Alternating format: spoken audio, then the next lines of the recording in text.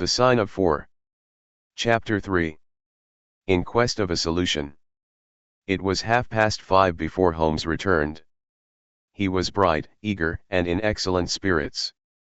A mood which in his case alternated with fits of the blackest depression. "There is no great mystery in this matter," he said, taking the cup of tea which I had poured out for him. "The facts appear to admit of only one explanation." "What? You have solved it already?" "Well, that would be too much to say. I have discovered a suggestive fact, that is all. It is, however, very suggestive. The details are still to be added. I have just found, on consulting the back files of the Times, that Major Sholto, of Upper Norwood, late of the 34th Bombay Infantry, died upon the 28th of April, 1882. I may be very obtuse, Holmes, but I fail to see what this suggests." "No? You surprise me. Look at it in this way, then. Captain Morstan disappears. The only person in London whom he could have visited is Major Sholto. Major Sholto denies having heard that he was in London. 4 years later Sholto dies. Within a week of his death Captain Morstan's daughter receives a valuable present, which is repeated from year to year, and now culminates in a letter which describes her as a wronged woman. What wrong can it refer to except this deprivation of her father?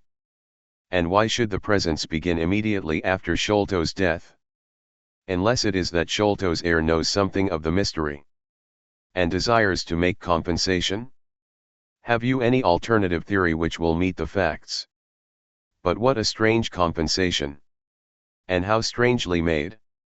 Why, too, should he write a letter now, rather than 6 years ago? Again, the letter speaks of giving her justice. What justice can she have? It is too much to suppose that her father is still alive. There is no other injustice in her case that you know of. There are difficulties, there are certainly difficulties," said Sherlock Holmes, pensively. "But our expedition of tonight will solve them all. Ah, here is a four-wheeler, and Miss Morstan is inside. Are you all ready?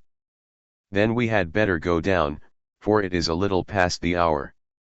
I picked up my hat and my heaviest stick. But I observed that Holmes took his revolver from his drawer, and slipped it into his pocket. It was clear that he thought that our night's work might be a serious one. Miss Morstan was muffled in a dark cloak, and her sensitive face was composed, but pale. She must have been more than woman, if she did not feel some uneasiness at the strange enterprise upon which we were embarking. Yet her self-control was perfect, and she readily answered the few additional questions which Sherlock Holmes put to her. "Major Sholto was a very particular friend of Papa's," she said. "His letters were full of allusions to the Major.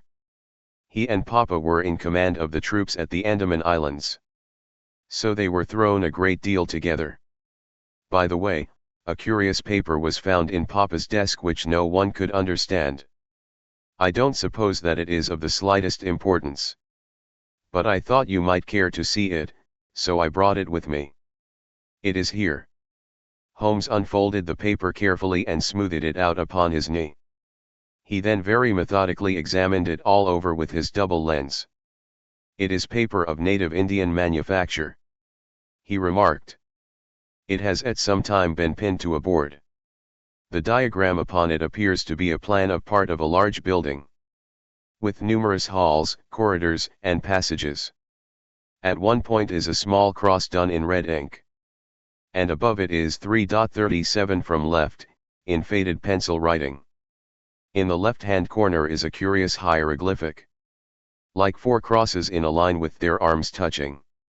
Beside it is written, in very rough and coarse characters, the sign of the 4 Jonathan Small, Muhammad Singh, Abdullah Khan, Dust Akbar. No, I confess that I do not see how this bears upon the matter. Yet it is evidently a document of importance. It has been kept carefully in a pocket book, for the one side is as clean as the other. It was in his pocket book that we found it." Preserve it carefully, then, Miss Morstan, for it may prove to be of use to us. I begin to suspect that this matter may turn out to be much deeper and more subtle than I at first supposed.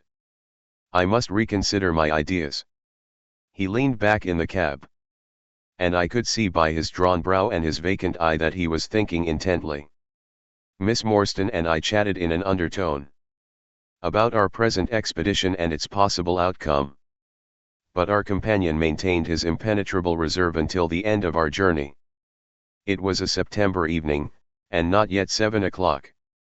But the day had been a dreary one, and a dense drizzly fog lay low upon the great city. Mud-colored clouds drooped sadly over the muddy streets. Down the Strand the lamps were but misty splotches of diffused light, which threw a feeble circular glimmer upon the slimy pavement. The yellow glare from the shop windows streamed out into the steamy, vaporous air, and threw a murky, shifting radiance across the crowded thoroughfare. There was, to my mind, something eerie and ghost-like in the endless procession of faces which flitted across these narrow bars of light, sad faces and glad, haggard and merry. Like all humankind, they flitted from the gloom into the light, and so back into the gloom once more. I am not subject to impressions. But the dull, heavy evening, with the strange business upon which we were engaged, combined to make me nervous and depressed. I could see from Miss Morstan's manner that she was suffering from the same feeling. Holmes alone could rise superior to petty influences. He held his open notebook upon his knee, and from time to time he jotted down figures and memoranda in the light of his pocket lantern. At the Lyceum Theatre the crowds were already thick at the side entrances.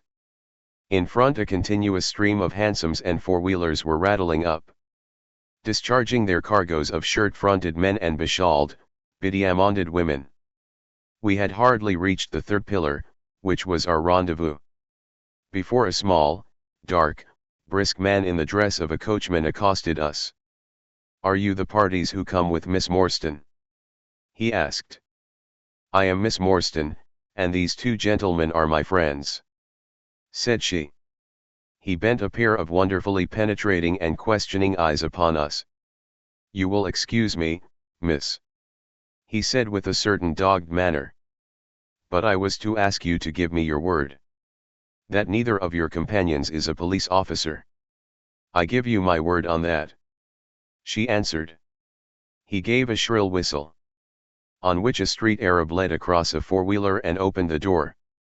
The man who had addressed us mounted to the box, while we took our places inside.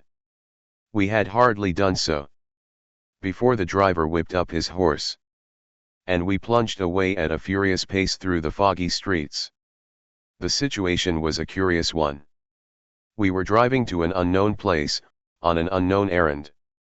Yet our invitation was either a complete hoax, which was an inconceivable hypothesis, or else we had good reason to think that important issues might hang upon our journey. Miss Morstan's demeanor was as resolute and collected as ever. I endeavored to cheer and amuse her by reminiscences of my adventures in Afghanistan. But, to tell the truth, I was myself so excited at our situation and so curious as to our destination, that my stories were slightly involved. To this day she declares that I told her one moving anecdote as to how a musket looked into my tent at the dead of night, and how I fired a double-barreled tiger cub at it. At first I had some idea as to the direction in which we were driving. But soon, what with our pace, the fog, and my own limited knowledge of London, I lost my bearings, and knew nothing, save that we seemed to be going a very long way. Sherlock Holmes was never at fault, however, and he muttered the names as the cab rattled through squares and in and out by tortuous by-streets. "Rochester Row," said he. "Now Vincent Square. Now we come out on the Vauxhall Bridge Road. We are making for the Surrey side, apparently." "Yes, I thought so. Now we are on the bridge. You can catch glimpses of the river." We did indeed get a fleeting view of a stretch of the Thames, with the lamps shining upon the broad, silent water. But our cab dashed on, and was soon involved in a labyrinth of streets upon the other side. Wordsworth Road, said my companion. Priory Road. Lark Hall Lane. Stockwell Place. Robert Street. Cold Harbor Lane. Our quest does not appear to take us to very fashionable regions. We had, indeed, reached a questionable and forbidding neighborhood.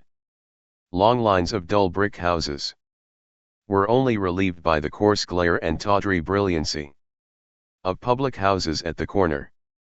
Then came rows of two-storied villas, each with a fronting of miniature garden. And then again interminable lines of new staring brick buildings. The monster tentacles which the giant city was throwing out into the country. At last the cab drew up at the third house in a new terrace. None of the other houses were inhabited. And that at which we stopped was as dark as its neighbors, save for a single glimmer in the kitchen window. On our knocking, however, the door was instantly thrown open by a Hindu servant, clad in a yellow turban, white loose-fitting clothes, and a yellow sash.